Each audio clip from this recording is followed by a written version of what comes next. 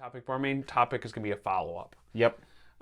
We kind of talked about this a while back, and it was a gas or pass for us. Mm-hmm. And I think it was a gas for me. And I don't remember if it was a gas for you or if it was a pass for you. I think I passed on this one. Yeah, and then we talked about it also as like I was kind of selfish and was talking about practice setups. Mm-hmm. We talked about this then also. But we are going to do a follow-up to the Boss IR-2. IR-2 is a pedal that I ended up picking up for a few reasons. Mm-hmm. I wasn't for sure how it was going to work out for me, but I picked it up with the hopes that it could work as a practice tool for me. I was hoping that it would also work for a backup for my amp if it ever went down. Mm-hmm.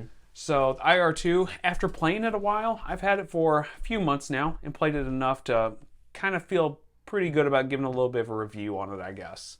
So it does, a lot of people think that it doesn't have reverb in it. It does have reverb in it. It has 3 different modes of reverb. You can See, and that's something I didn't realize. which is awesome. It's got your standard bass, middle, treble. It's got a gain and a level, which is great. And then it's got multiple modes here of amps. Everything from just clean to blackface twins to tweeds up to all kinds of mod stuff. It's got everything you would ever need as an amp models in there. Mm-hmm.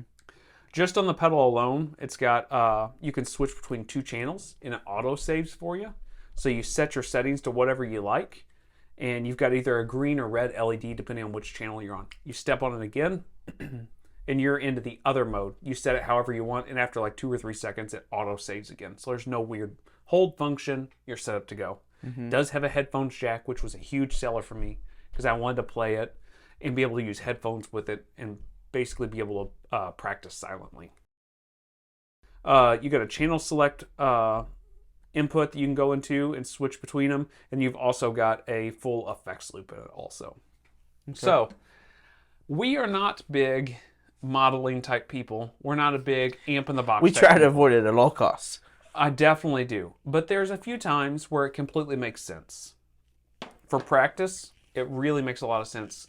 I honestly sit down and practice with just my guitar acoustically. Like using an electric guitar, just playing acoustically to music a lot more than I do anything else. Right. However, whenever I'm getting ready to get like going for a gig and have a set list to work on, I kind of want to start getting my sounds to my board together. And I don't always have the luxury of being able to play my amp at the volumes I want to with things going on in the house or wherever I'm at the time. Mm-hmm. So that's another great option to kind of get that together. Yeah. And also, I wanted to have some type of backup without carrying that amp around. Mm-hmm. You know, carrying a second amp around. So I did not plan on using this as my first line for anything whatsoever.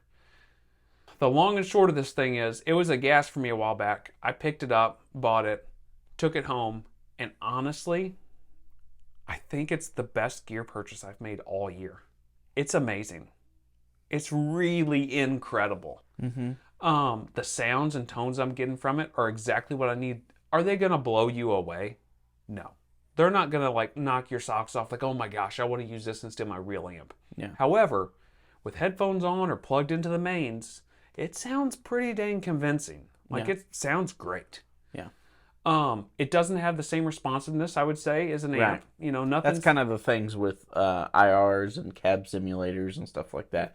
It just, to me, it doesn't feel like the same responsiveness with the guitar. Yeah, and with pedals and stuff, I do notice that like how I set up, if I set my deluxe reverb up at like a certain level, where it's either not breaking up or it's starting to break up, and I set the pedal the exact same way, the pedals, you know, my delays and overdrives don't play the exact same way. Right. I do have to adjust them slightly. Yeah. However, it's pretty minor, and as in a practice tool, that thing is incredible. Plug my headphones in there. It can run on a 9-volt battery for like 4 hours, I think, something like that on a 9-volt battery, which is not super long, but that'll get you through a gig. Get you through.